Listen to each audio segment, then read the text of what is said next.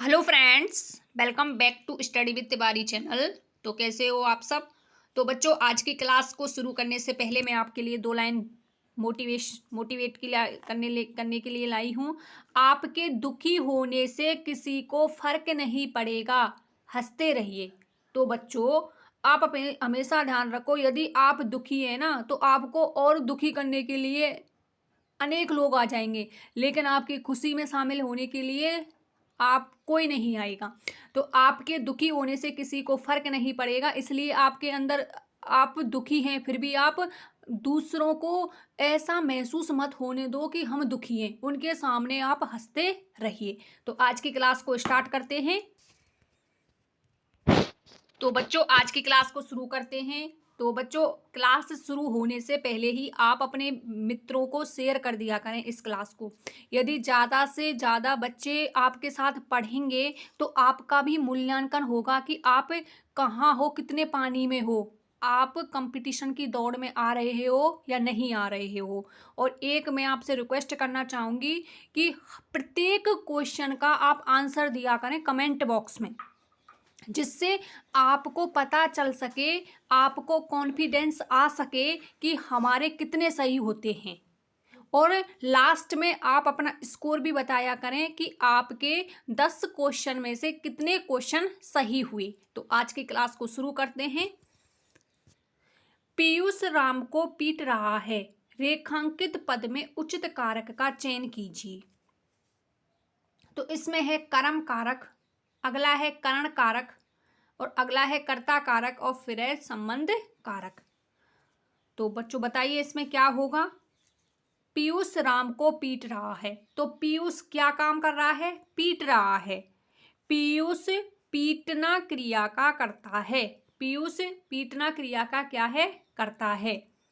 तो इसमें कर्म कारक नहीं होगा, इसमें क्या होगा बच्चों, कर्ता कारक होगा, क्योंकि पीयूष राम को पीट रहा है।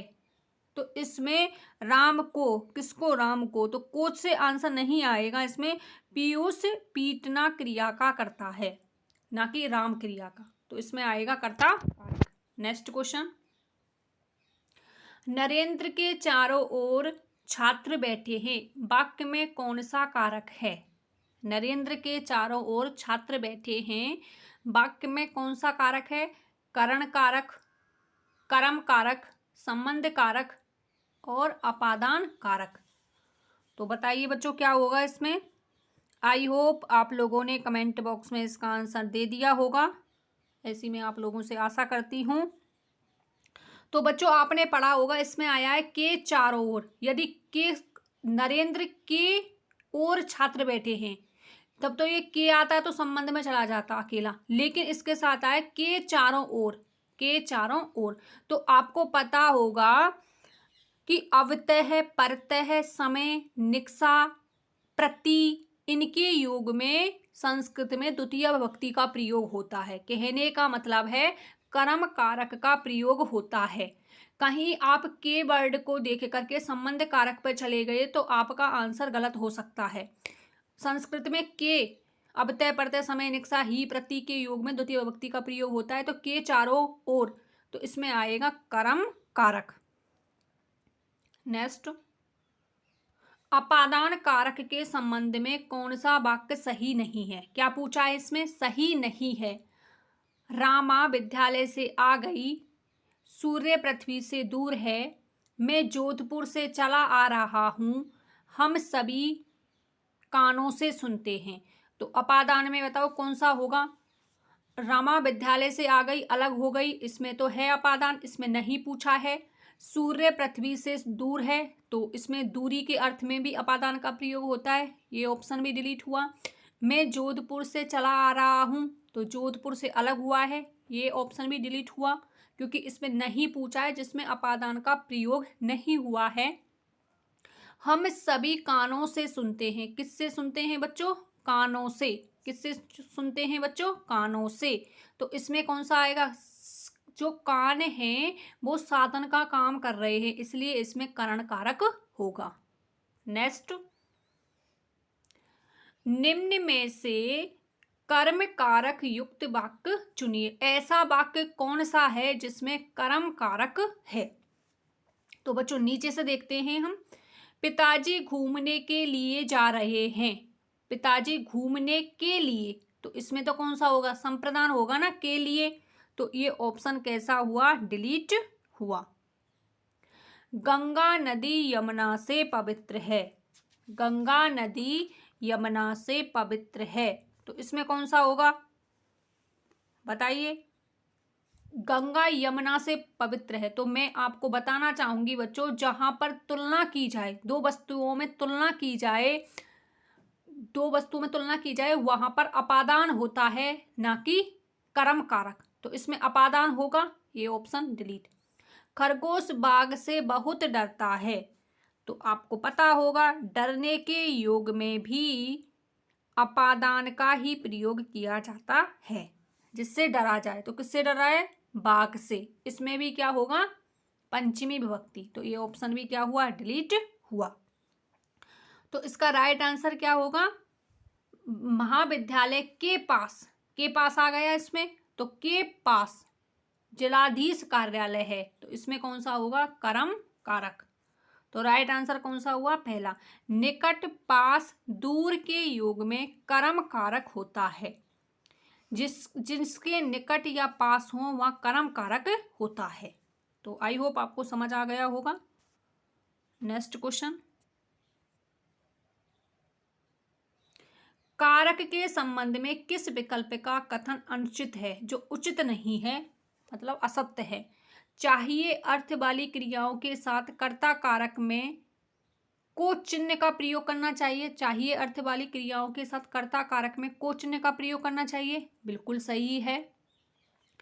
क्रियार्थक क्रिया वाले वाक्य में अपादान कारक का प्रयोग करना चाहिए। इसको एक सेकंड के लिए छोड़ते हैं। संप्रदान शब्दों में संबंध कारक का रूप नानीने रारीरे होता है, बिल्कुल सही है। जैसे कि मैं है ना, संबंध कारक रूप, जैसे मैं का बनेगा मेरा, मेरा बनना है। तो इसमें संप्रदान शब्दों में संबंध कारक रूप क्या है, इसमें रा आ रहा है ना, तो सही है ये। तो संप्रदान सर्वनाम शब्दों में संबंध कारक के रूप में नानीरे रारीरे का प्रयोग होता है, ये सही है, ये सही है। अनेक में से किसी एक को अच्छा या बुरा बताया जाए, अनेक में से किसी एक को अच्छा या बुरा बताया जाए तो वहाँ अधिकरण कारक होता है, बिल्कुल सही है। कवियों में कालिदास श्रेष्ठ है, तो अनेकों में से एक, तो मैं आ रहा है उसमें, तो अधिकरण होगा, बिल्कुल सही है। ये भी बिल्कुल सही है, ये भी बिल्कुल सही है। तो गलत विकल्प कौन सा है, अनुचित विकल्प है दूसरा विकल्प। क्यों है, क्रियार्थक क्रिया वाले शब्दों में या वाक्यों में, बात करना, वाक्यों में संप्रदान कारक का प्रयोग होता है बच्चों, अपादान का नहीं होता। किसका होता है, संप्रदान। क्रिया का अर्थ है क्रिया करने वाला, जैसे पढ़ने जाता हूं, अर्थात पढ़ने के लिए जाता है, ठीक है, के लिए आएगा। क्रियार्थक क्रिया वाले शब्दों में संप्रदान कारक का प्रयोग किया जाता है। नेक्स्ट, अच्छा ये 35वां बाद में आया है 36 के, कोई बात नहीं, कर लेते हैं हम। तो निम्न में से कौन सा वाक्य अपादान कारक को सूचित करता है। कर्मचारी कार से विद्यालय जाते हैं, ब्रह्मा से प्रजा उत्पन्न होती है, राम लाठी से सांप मारता है, लड़कियों में निशा सबसे लंबी है। बताइए बच्चों क्या हो, कर्मचारी कार से विद्यालय जाता है, तो साधन का काम है, कार से विद्यालय जा रहा है, तो इसमें तो करण होगा, ये ऑप्शन डिलीट। राम लाठी से सांप मारता है, किससे, लाठी से, साधन का काम कर रहा है, करण होगा, ये ऑप्शन डिलीट। लड़कियों में निशा सबसे लंबी है, सबसे लंबी, लड़कियों में, मैं आ गया, अधिकरण होगा, ये ऑप्शन डिलीट। ब्रह्मा से प्रजा उत्पन्न होती है, जिससे उत्पन्न हो उसमें क्या होता है, अपादान होता है। तो ब्रह्मा से प्रजा उत्पन्न होती है, तो इसमें होगा राइट विकल्प 2। नेक्स्ट, इस वाक्य में को विभक्ति का प्रयोग संप्रदान कारक के रूप में हुआ है। को वैसे किसका है, ये रूप कर्म में आता है को, लेकिन चारों में से को जो रूप है वो संप्रदान कारक के रूप में हुआ है, वो आपको देखना है। गुरु को प्रणाम, महेश सोमवार को यहाँ जाएगा, यहाँ आ जाएगा, छात्रों को प्रतिदिन 8 घंटे पढ़ना चाहिए। तो बच्चों देख लो आप कि छात्रों को प्रतिदिन 8 घंटे पढ़ना चाहिए, तो एक डे में 24 घंटे होते हैं, तो 8 घंटे आप सो लो, 8 घंटे आप अदर घर का या कोई भी काम बाहर का आना जाना वो कर लो 8 घंटे में, और 8 घंटे रोजाना पढ़ो। तो इस प्रकार से आप अपने टाइम को मैनेजमेंट कर सकते हो। 8 घंटे 6-7 घंटे तो नॉर्मली विद्यार्थी को सोना चाहिए, ये तो जरूरी होती है। जब तक आप नींद पूरी नहीं करोगे तब तक आपका मन पढ़ाई में नहीं लगेगा, चिड़चिड़ा रहेगा माइंड। 8 घंटे आप अपने मम्मी की हेल्प भी कर सकते हो, पापा वगैरह की, और अदर्स काम भी कर सकते हो, और 8 घंटे आपको कंटिन्यू पढ़ना चाहिए। तो इसमें अगला है, गरीबों को मत सताओ, गरीबों को मत सताओ। तो गरीबों को मत सताओ को छात्रों को प्रतिदिन 8 घंटे पढ़ना चाहिए। महेश सोमवार को यहाँ आएगा, लेकिन इसमें पूछा संप्रदान कारक के रूप में को का प्रयोग। तो गुरु को प्रणाम आपको पता होगा, नमः या नमस्कार के योग में चतुर्थी विभक्ति का प्रयोग होता है। कहने का मतलब है संप्रदान कारक का प्रयोग होता है, चतुर्थी विभक्ति का प्रयोग होता है नमः और नमस्कार के योग में। तो इसका राइट आंसर कौन सा होगा? फर्स्ट विकल्प। नेक्स्ट क्वेश्चन, कौन सा युग्म सही सुमेलित नहीं है? वह कमंडलू से साधु प्रतीत होता है, करण कारक। अगला है इसमें बच्चों, आप लोग कमेंट बॉक्स में अपने आंसर देते रहो। सुमन अमिता से चालाक है, अपादान कारक। राम दशरथ के पुत्र हैं, संबंध कारक। गृहिणी है ये बच्चों, क्या है? गृहिणी गरीबों को वस्त्र देती है, गृहिणी महिला होती है वो गरीबों को वस्त्र देती है, कर्म कारक। तो कौन सा शब्द सुमेलित नहीं है, कौन सा वाक्य सुमेलित नहीं है? युग्म। ऐसे भी क्वेश्चन आ सकते हैं बच्चों आपको, तो मैंने आपको हर तरह से क्वेश्चन को लिया है इसमें। तो एक प्रकरण के हम कम से कम 40 से 45, 50 भी हो सकते हैं, 60 भी हो सकते हैं, एक प्रकरण से किया करेंगे, जिससे आपका पूरा टॉपिक क्लियर हो सके, एक भी क्वेश्चन बाहर नहीं जाए। कमंडलू से साधु प्रतीत होता है, बिल्कुल सही है, करण कारक का प्रयोग होता है। लक्षण, जिससे चीज से, लक्षण से हमें किसी की पहचान करनी हो, जैसे कि ड्रेस, विद्यालय की ड्रेस में बच्चे ऐसे लगते हैं वो विद्यालय में पढ़ने जाते हैं, तो वहां पे करण होगा। उसी प्रकार कमंडल है उसके पास, तो हम आराम से कह सकते हैं कि ये साधु होगा, तो करण कारक होगा। सुमन अमिता से चालाक है, हाँ, दो में तुलना की जाए, जब दो के बीच तुलना की जाए तो अपादान होता है, बिल्कुल सही है। राम दशरथ के पुत्र हैं, के पुत्र हैं, दो संज्ञाओं को जोड़ने का काम किया जाता है संबंध कारक में। दशरथ भी संज्ञा है और पुत्र भी संज्ञा है, उनको कौन जोड़ रहा है? के जोड़ रहा है, तो संबंध कारक होगा, ये भी बिल्कुल सही है।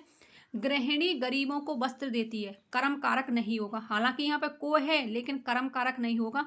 देने का मतलब है दान, जब भी दान शब्द आए, देना शब्द आए, वहां पर कर्म कारक ना होकर के वहां पर होता है बच्चों संप्रदान कारक। कौन सा होता है? संप्रदान। हमेशा ध्यान रखो, जिस चीज को दान में दिया जाए वहां पर को विभक्ति आए तो उसमें कर्म कारक ना होकर के संप्रदान कारक होता है। तो राइट आंसर फोर्थ विकल्प। नेक्स्ट, हे राम तुम कहाँ हो, उक्त वाक्य में किस कारक का प्रयोग हुआ है? इसको तो आप आराम से कर दोगे, क्योंकि इसमें विस्मयादि बोधक चिन्ह भी लगा हुआ है, जो किस में आता है? संबोधन में आता है, संबोधन कारक। तो राम को संबोधन किया जा रहा है, हे राम तुम कहाँ हो। नेक्स्ट, लास्ट क्वेश्चन है बच्चों ये आज की क्लास का। बच्चे कुत्ते से डरते हैं, रेखांकित पद में उचित कारक की पहचान कीजिए। तो कर्ता कारक, संप्रदान कारक, अपादान कारक, करण कारक। तो बताइए बच्चों क्या होगा इसमें? तो आप लोगों ने इसका कमेंट बॉक्स में राइट आंसर दे दिया होगा। क्या होगा इसका बच्चों? आपको पता होगा, जहां भी डरने के युग में आए तो वहां होता है अपादान कारक। डरने के युग में अपादान कारक का प्रयोग किया जाता है। पंचमी विभक्ति, कौन सी विभक्ति लगती है बच्चों? पंचमी विभक्ति, संस्कृत में आपने पढ़ा होगा। तो बच्चों ये थे 10 क्वेश्चन। आगे इसी प्रकार से महत्वपूर्ण क्वेश्चनों को करने के लिए आप क्लास से जुड़ जाइए और अदर्स को भी शेयर कर दें। यदि आपने अभी तक चैनल को सब्सक्राइब नहीं किया है तो सब्सक्राइब कर लें और लेटेस्ट अपडेट पाने के लिए बेल आइकन को प्रेस करना ना भूलें। मिलते हैं इसी प्रकार के महत्वपूर्ण क्वेश्चनों के साथ नेक्स्ट वीडियो में। तब तक आप अपना ध्यान रखिएगा। Bye bye, take care all of you. मिलते हैं नेक्स्ट वीडियो में।